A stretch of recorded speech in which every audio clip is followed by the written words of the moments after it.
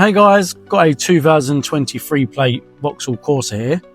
Just going to show you how to turn on and off the automatic emergency brake on this one. So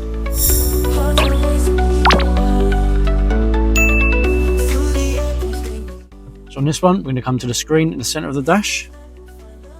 And then now make sure your ignition is switched on. Now go to the car icon in the bottom right hand corner. Then from here, go to vehicle settings. Then safety. Then the top one there that says active safety brake.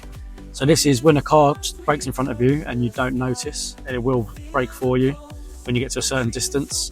If you want that off, just toggle it off there. If you want it on, toggle it on.